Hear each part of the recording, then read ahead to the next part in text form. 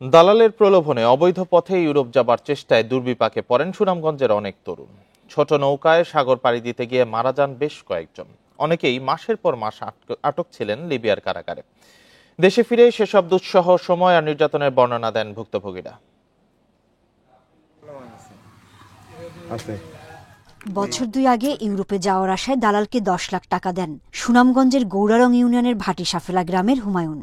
Libya থেকে যাত্রা করে ভূমধ্যসাগরের নৌকাডুবিতে নিখোঁজ হন তিনি। দালালরা জানান হুমায়ুনের মৃত্যু হয়েছে, তবে পরিবার এখনো অপেক্ষায়। একটা বোটও 30-35 জন দিয়া ছাড়ছিল, পরে 7-8 জনরে উদ্ধার করছে, বাকিটা উদ্ধার করতে পারছে না। পরে তো এই বাকি জনের মাঝে আমার ভাইও আছিল। দালালের ফাঁদে পড়ে একইভাবে লিবিয়া যান ওই গ্রামের মোট 11 তরুণ। তবে সবাই সর্বশান্ত হয়ে দেশে ফেরেন। জনপ্রতি 6 থেকে 7 লাখ টাকা চুক্তিতে লুৎফুর নামের এক দালালের মাধ্যমে লিবিয়া পৌঁছান তারা। এরপর মাসের পর মাস আটকে রাখা হয় একটি ঘরে। মুক্তিপণ দাবি করে চলে নির্মম নির্যাতন। রিমান্ডের উপরে রাখছে যে রাবার 5 আছে না, 5 দিয়ে 12 ঘন্টা মারছে। পরে আমার মামা একজন ফ্রান্স থাকতেন বেটায় আমার বাদে টাকা দেওয়ার পরে ছুটাইছেন। আমি মাফিয়ারা তো টোটালি 3 বার পড়ছি আর জেল খাটছি 3 বার। বুটো তুলিয়া দিছে, ঠিক আছে, ভাঙ্গা বুটো দিছে। কত সময় শরীরে বুট নষ্ট হয়ে গেছে, পরে আমরার সাথে একজন মারা গেছে। সর্বমোট আমার 14 লাখ টাকা ক্ষতিগ্রস্ত। তো এই ফাতে আমি গিয়া কোনো লাভবান হয়েছে পারছি না, বরং আমার লাইফ নষ্ট, বরং আমার ফ্যামিলি সবারই লাইফ নষ্ট।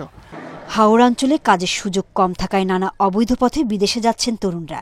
সচেতনতা তৈরির পাশাপাশি দালাল চক্রের বিরুদ্ধে বিভিন্ন ব্যবস্থার কথা জানান জেলা প্রশাসক। কর্মসংস্থানের সুযোগ না থাকায় এই ধরনের অবৈধ অভিবাসনে লোকজন উৎসাহিত হচ্ছে।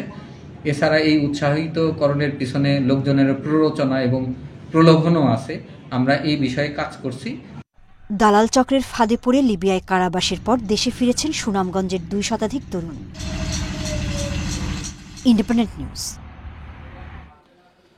ভাগ্যবদলের আশায় দালালদের ফাঁদে পড়ে অবৈধ পথে ইউরোপ পাড়ি জমাতে গিয়ে সর্বস্ব হারাচ্ছে অনেক যুবক। মুক্তিপণের দাবিতে চলে নির্মম নির্যাতন। এ বিষয়ে আরো জানাতে মাদারীপুর থেকে যুক্ত হয়েছেন সহকর্মী রিপন চন্দ্র মল্লিক। রিপন, দালালদের খপ্পরে পড়ে বা ফাঁদে পড়ে সর্বস্ব হারিয়েছেন বা বিপদগ্রস্ত হয়েছেন এমন মানুষের তথ্য আপনার কাছে আছে কিনা? আর এত কিছুর পরেও তারা কেন এ প্রলোভনে পড়ছেন?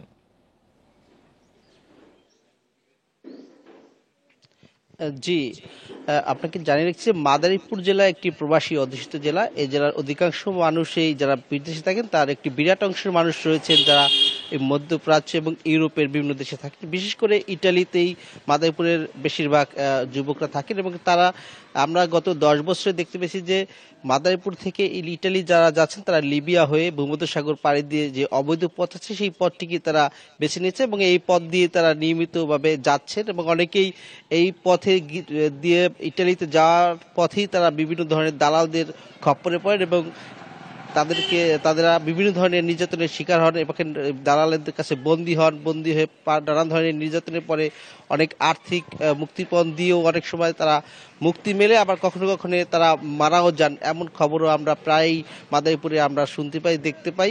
এমন পরিস্থিতি হলো তারপরে কিন্তু মাদারীপুর থেকে বিদেশে যাওয়া অর্থাৎ অবৈধ পথে ইটালি যাওয়ার যে প্রবণতা সেটি আসলে বন্ধ করা যায়নি। আমরা কথা বলেছিলাম মাদারীপুরে বিভিন্ন ধরনের সামাজিক নেতৃবৃন্দ এবং এই স্থানীয় পর্যায়ে যে সকল বেসরকারি এনজিও রয়েছে, মানবাধিকার নিয়ে যেসব এনজিও কাজ করে তাদের সাথে কথা বলেছি। তারা আসলে যেটি আমাদেরকে জানিয়েছে, এই যে বিদেশে যাওয়া অবৈধ পথে ইটালি লিবিয়া হয়ে, এটি আসলে সচেতনতা তৈরি করার জন্য তারা কাজ করছেন বিভিন্নভাবে। এই কাজ পর্যাপ্ত নয়, তারপরে যেহেতু লোকজন বেশি বেশি যাচ্ছে ফলে এই কার্যক্রম তেমনটা কাজে আসছে না, তেমনটি আবার অনেকে মনে করছেন। আমি আপনাকে একটি পরিসংখ্যান দিতে চাই যে মাদারীপুরে মানব পাচার নিয়ে গত 10 বছরে আদালত এবং থানা মিলিয়ে মোট 329টি মামলা দায়ের হয়েছে। এর ভিতরে 292টি মামলা দায়ের হয়েছে মাদারীপুরে বিভিন্ন থানায়, যে 5টি থানা রয়েছে সেই 5টি থানায়, এবং বাকি যে 37টি মামলা রয়েছে সেটি হয়েছে মাদারীপুরের আদালতে। এসব মামলার মধ্যে আবার 111টি মামলা আমরা জানতে পেরেছি যে বিভিন্ন দুই বাদী এবং বিবাদী পক্ষ অর্থাৎ দালাল চক্রের সদস্যরা এবং যারা ক্ষতিগ্রস্ত ভুক্তভোগী সেই সব পরিবারের মাঝে সমঝোতা করে তারা মামলাগুলো তুলে ফেলেছে, এমন তথ্য রয়েছে। এবং বাকি যে মামলাগুলি রয়েছে সেই মামলাগুলি এখনো বিচারাধীন রয়েছে। এর অধিকাংশই মূলত দালালরা ধরাছোঁয়ার বাইরে থাকেন এবং তাদেরকে গ্রেপ্তার করা অনেক একটা কঠিন হয়ে পড়ে, কারণ আপনি জানেন যে এই যে যারা দালাল চক্র তারা মূলত দেশের বাইরে অবস্থান করে এবং সেখান থেকে তারা তাদের একটা সিন্ডিকেটের মাধ্যমে এই কার্যক্রমগুলো পরিচালনা করে, ফলে দালালদের আসলে গ্রেপ্তার করাও অনেকটি কঠিন হয়ে পড়ে এরকম একটা পরিবেশ। তো মাদারীপুরের মানুষ আসলে এত কিছু বাধা বিপত্তি থাকা সত্ত্বেও তারা কিন্তু এই অবৈধ পথে লিবিয়া হয়ে ইটালি পাড়ি দিচ্ছে এবং এই প্রবণতা আসলে এখনো কমছে না। তো আমার কাছে এই ছিল মাদারীপুরের মানব পাচারের সর্বশেষ তথ্য। ভাগ্যবদলের আশায় দালালদের খপ্পরে পড়ছেন তরুণরা। এ বিষয়ে মাদারীপুর থেকে জানাচ্ছিলেন সহকর্মী রিপন চন্দ্র মল্লিক।